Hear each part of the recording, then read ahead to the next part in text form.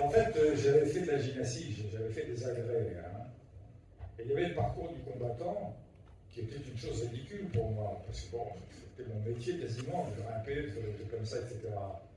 Et c'est un camp de commando de l'air, le type, le commandant, était une espèce de monstre, physiquement énorme, avec un tout petit béret noir, comme ça, et il s'appelait le commandant Führer, c'est une blague.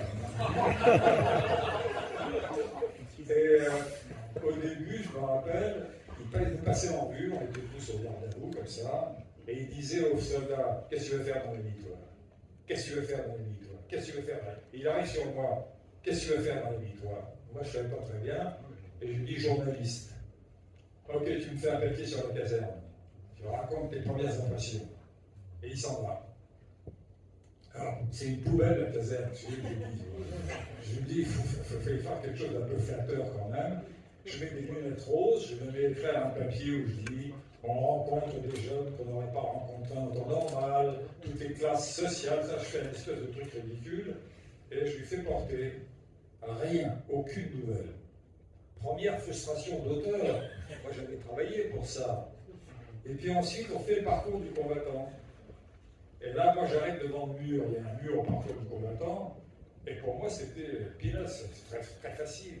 Alors je fais mon rétablissement, et je fais pour faire le clown, je fais un équilibre sur les mains sur le mur, et ensuite je fais une sortie en vrille, comme ça, dans le tas de sable qu'il y avait en dessous.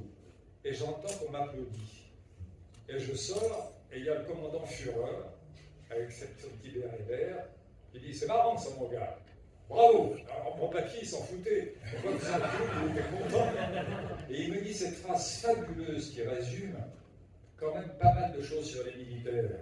Il me dit, ouais, c'est très marrant, mais tu fais pas ça pendant le combat, hein.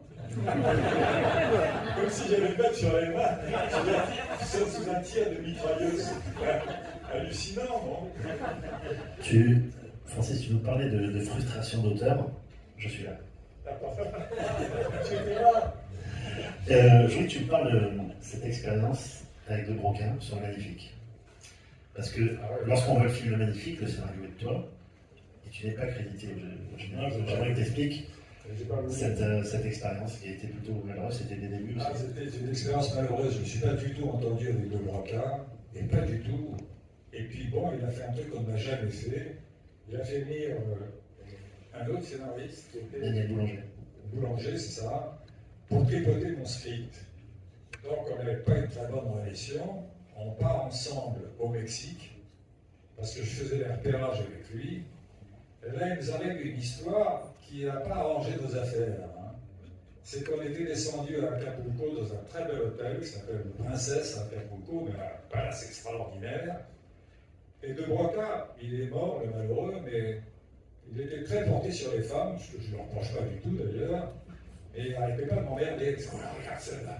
Oh, il n'arrête pas de m'emmerder.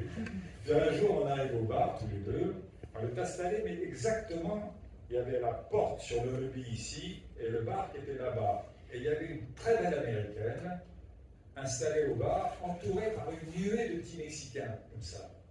Et De Broca compatit. Il dit, c'est malheureux que cette pauvre femme soit embêtée comme ça. Moi, je m'en foutais, mais il dit, oui, il dit, est-ce que tu ne crois pas qu'on peut la libérer? Je dis, comment tu veux faire? Il dit, je ne sais pas, justement. Tout à coup, j'ai une idée, et honnête, hein. Je lui dis, ce que tu fais, tu vois, il y a un téléphone dans le lobby, là.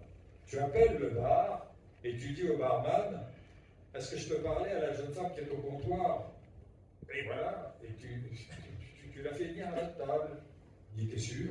Et je dis, bah oui, peut-être, on va voir. Alors, je vois la scène comme ça, c'est-à-dire que je vois De Broca qui décroche le téléphone, il dit, est-ce que je te parle? Et le barman dit, no, et il raccroche. Et à ce moment-là, la fille se lève, vient à ma table, en me disant, écoutez, je suis embêté par ces Mexicains, je peux m'asseoir avec vous.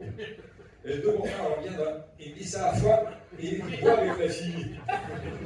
Il m'a haï pendant tout le reste.